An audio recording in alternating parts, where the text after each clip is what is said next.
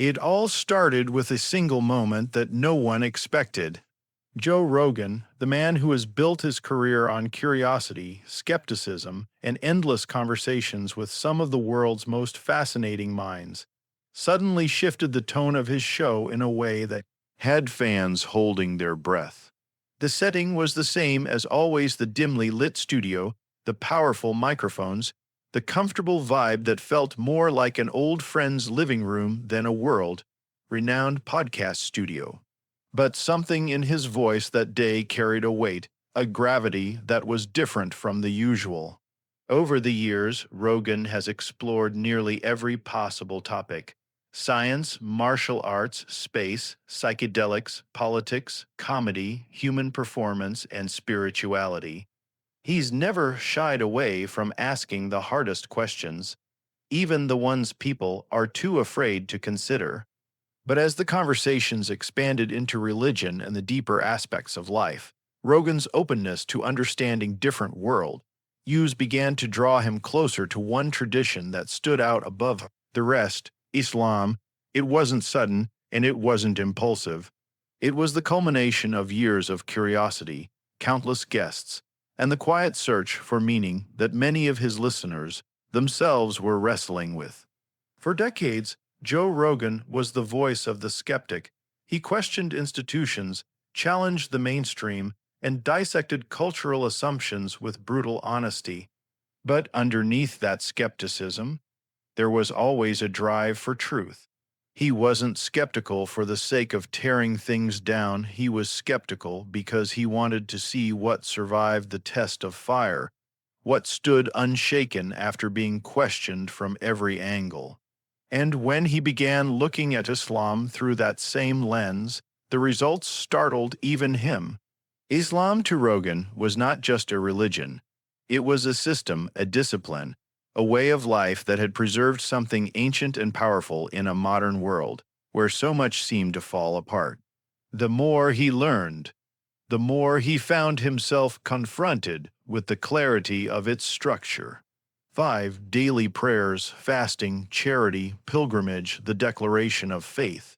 It wasn't abstract philosophy, it was action. It was lived truth. And this realization, delivered to millions of listeners who never expected Joe Rogan to consider becoming Muslim, shook the foundations of his audience. There was a raw honesty in the way he spoke about it. He wasn't claiming to be an expert, and he wasn't pretending to be anything other than a man on a journey. But as he reflected on the discipline of prayer, the grounding nature of submission to something higher, and the community built around shared worship, people began to see him differently. This wasn't the Rogan who dismissed religion as outdated superstition. This was a Rogan who recognized the hunger for purpose in a society drowning in distraction. What made it even more powerful was the contrast between Joe's world and the world of Islam. Rogan's life had been built on the edge of chaos, cage fighting, stand-up comedy, high pressure interviews, unpredictable debates. But in Islam, he saw a balance, a centering force, a rhythm that could tame the chaos without killing the fire of life. The prayers weren't seen as interruptions, they were anchors. Fasting wasn't deprivation, it was clarity. Submission wasn't weakness, it was strength. The reaction from fans was explosive. Some were shocked, others inspired, and many deeply curious. Could Joe Rogan, the man who represented the skeptical, free-thinking, self-driven culture of modern America, really be drawn into the discipline of Islam? To many, it seemed impossible. To others, it made perfect sense. And as Rogan explained his thought process, the pieces began to connect. He had always admired fighters who carried discipline beyond the cage. He had always respected people who lived by principles that couldn't be bent by trends. And he had always chased experiences that could bring him closer to understanding himself and the universe. For Rogan, Islam was suddenly standing at the crossroads of all those values. It wasn't about abandoning who he was. It was about refining it. It was about taking that restless energy, that endless curiosity, and channeling it into something that had been tested by centuries of human experience. Rogan was beginning to ask the kinds of questions that could no longer be answered by psychedelics, science, or conversations alone. Questions about meaning, morality, death, the soul, and the ultimate purpose of life. And Islam, to his surprise, wasn't avoiding those questions, it was answering them directly. Fans who listened to that episode could sense it. This wasn't a passing fascination, a fleeting trend. This was the start of something deeper. Rogan himself admitted he was wrestling with the implications. What would it mean to change not just his mind, but his lifestyle, his habits, his identity, and the perception of millions of people who looked up to him? Could he really walk that path? The world was listening. His audience wasn't just curious anymore, they were invested. Some feared he was stepping into something that would alienate him from the mainstream. Others celebrated it as the boldest move of his career. But for Joe Rogan, it wasn't about the reaction. It was about the search for truth and the undeniable pull towards something that gave his restless soul a sense of stillness. As the episode came to an end, Rogan left his fans with more questions than answers. He wasn't making a declaration yet, but he wasn't hiding his interest either. The spark had been lit, and now the world was waiting to see if that spark would grow into a fire. The shockwaves were only beginning. What had started as a curious exploration was now on the verge of becoming a personal transformation. And for Joe Rogan, the journey was far from over. The momentum built quickly. After that first subtle shift in tone, Joe Rogan's fans couldn't stop speculating. Clips from the episode spread across social media. Headlines began surfacing on news sites, and discussions erupted in forums. The question that lingered everywhere was simple: is Joe Rogan really becoming Muslim? But to understand how Rogan reached this point, you have to step back and trace the influences that quietly shaped his thinking over the years. Rogan has always been surrounded by extraordinary people. Fighters, scientists, comedians, philosophers, and thinkers have all walked into his studio and sat across from him under the glow of those red curtains. But among those guests were Muslims, athletes, scholars, thinkers whose presence left more of an impression on him than many realized.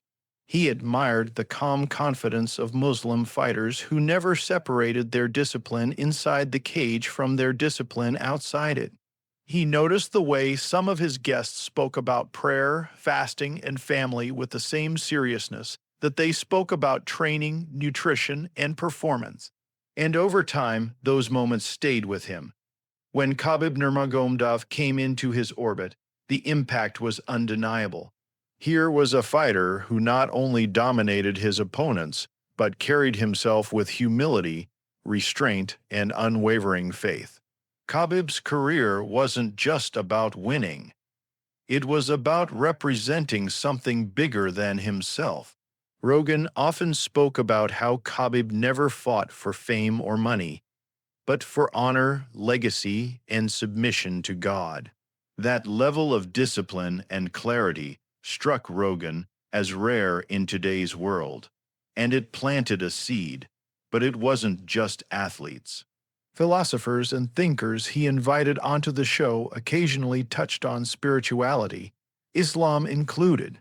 And every time Rogan noticed something, there was a steadiness in their answers, a lack of hesitation when it came to discussing life's hardest questions.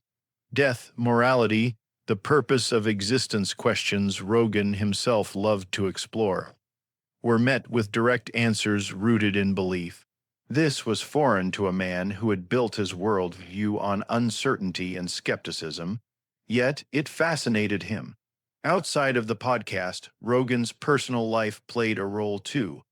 As a husband and father, he often spoke about wanting to guide his children towards strength, discipline, and truth. He saw how the world was becoming more chaotic, how distractions consumed people, and how values were slipping away in the noise of modern culture. He started questioning, what foundation am I giving my kids? This wasn't about just teaching them to think critically or to pursue success. It was about giving them an anchor. And that's when Islam's framework of family, morality, and accountability began to stand out to him even more. Fans who followed Rogan closely could sense the shift. His conversations about psychedelics became less about escaping reality and more about searching for grounding. His discussions about discipline began to focus on something beyond just physical training, and his tone when speaking about religion became noticeably more respectful, almost reverent, when Islam entered the topic. It wasn't the dismissive curiosity of the past, it was a genuine acknowledgement that perhaps within Islam there were answers that Western philosophy and modern science couldn't provide. What stunned people the most was Rogan's reflection on prayer. He openly admitted that the idea of Muslims stopping their day 5 times to bow down, to surrender themselves to God, fascinated him. It wasn't weakness, it was power. To willingly pause life's chaos and reconnect with something greater required strength. To live by a discipline that dictated not just belief but action, that was something Rogan deeply respected. He even noted how fighters who practiced Islam carried that discipline into every area of life. Their faith wasn't compartmentalized, it was total, and that level of consistency was rare in today's fractured culture. Rogan's fans didn't know how to process this. Some were worried, others were inspired, and many were intrigued. Could their favorite voice of reason actually embrace a religion that mainstream America often misunderstood? But Rogan wasn't concerned about the backlash. He had built his career by walking into controversial territory without flinching. To him, this was no different. It was simply another step in his lifelong search for truth. The more he studied Islam, the more he noticed how it clashed with some aspects of his lifestyle, but instead of rejecting it, he saw those clashes as challenges. Alcohol, certain habits, the pursuit of ego-driven desires. All of it was directly confronted by Islam's teachings, and in that confrontation, Rogan saw opportunity, because discipline wasn't about comfort, it was about sacrifice. And Islam, unlike any philosophy he had explored before, demanded sacrifice in the most practical ways. This realization didn't make him defensive, it humbled him. He knew he wasn't perfect, he knew he wasn't ready to live up to everything Islam asked, but the fact that it demanded something so real was exactly why it fascinated him. It wasn't a religion that allowed him to bend the rules to fit his own desires. It was a religion that bent him to the rules of something higher. And that was a challenge Rogan respected. At this stage, Rogan wasn't announcing anything official.